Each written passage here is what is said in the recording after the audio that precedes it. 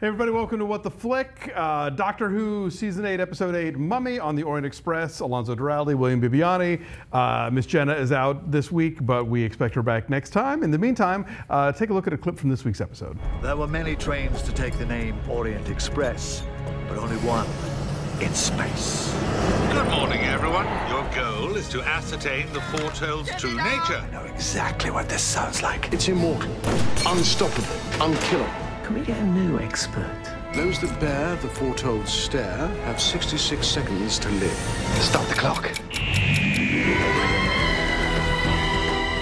Okay, so I did catch up on Kill the Moon. Yeah, you weren't here last week, and we missed you. Yes, thank you. I appreciate it. Yeah. And I'm glad I did, because clearly these two episodes are inextricably linked, I think. These are the breakup episodes.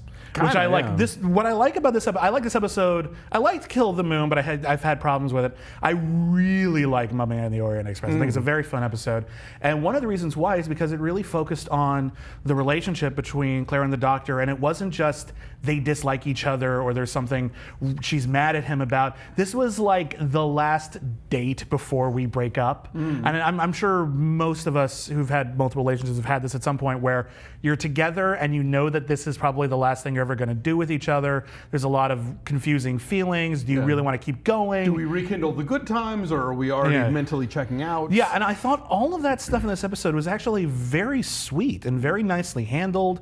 Capaldi and Jenna Coleman, thank you. I want to say Jenna Bush for a second, that was wrong. Capaldi and Coleman have really good chemistry together in stuff like this. I like them more when they're interacting and really sharing things than when they're mad at each other.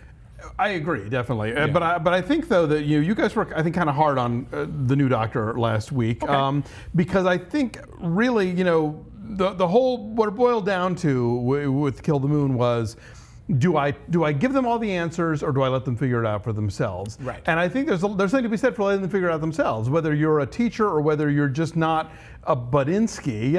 I think you let the people stumble towards the correct solution themselves. And I think in this episode, she figures out, oh, that's what you were doing, and that was actually maybe a good thing.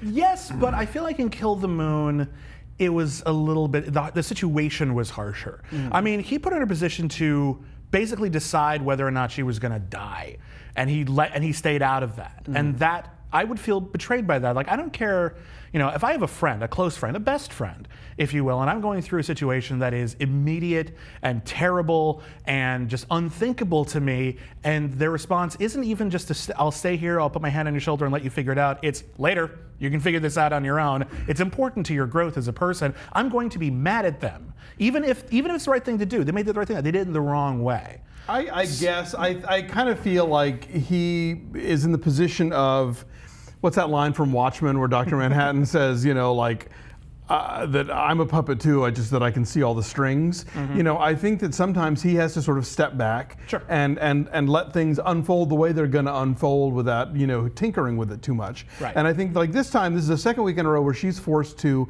decide whether or not sacrificing one life is worth it for other people. She has to sort of throw, what's her face with the high heel shoe, kind of under the bus in a way, even though it turns out she's not going to die. She's not going to die, but they did make a but good she doesn't point. know that. Well, the Doctor didn't know it either. He was going to try, and that's why he didn't say anything. Right. And I think that's something that a lot of the better Doctor Who episodes are about. Is there is no right choice. There's the best choice, perhaps, but you have to make that choice. And this one handled it really, really well. And I really, really liked the actual evolution of this episode. It starts off very fanciful, this sort of space recreation of the Orient Express.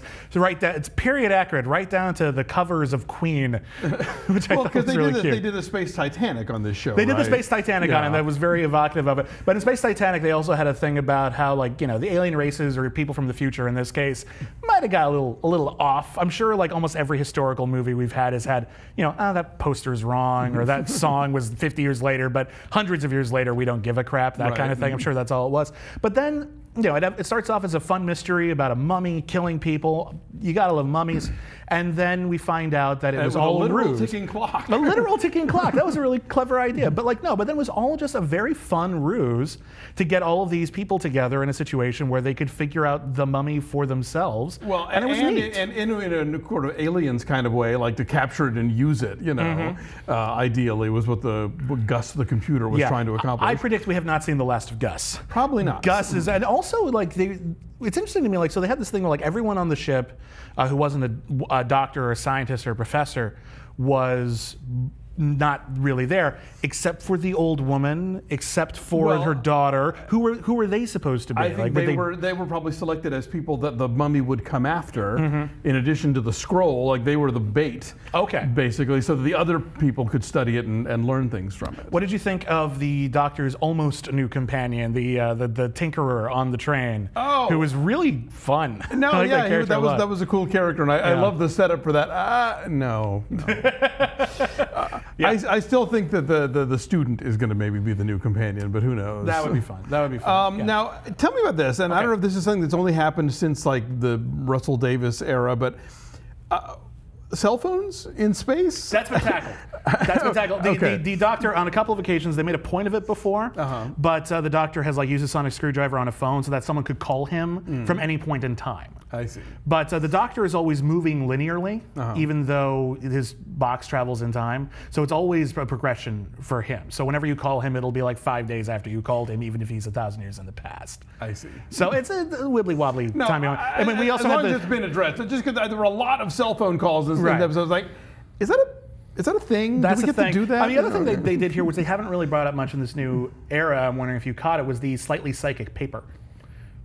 He has a piece of paper in a wallet that is blank, but you'll see whatever you expect to see on it. So he says, "I'm your worst nightmare." A mystery shopper, that's your worst nightmare? Okay, fine. I did not catch It's a good little go-to device to be in places he's not supposed to be. Oh, gotcha. So everyone will assume he's an inspector or their boss or something like that. That's very Douglas Adams. It is very Douglas. Well, Douglas Adams used to write for Doctor Who. Oh, well, there you go. But they did a couple of good references actually to earlier Doctors in this episode and earlier in the season. He did a bit of karate in the Robin Hood episode, which I wasn't here to talk about. And he also offered someone a jelly baby, which is from the 1970s Tom Baker version. Okay. It was cute if you know the show. And if you don't know the show, who gives a crap? But it was cute. I appreciate these annotations because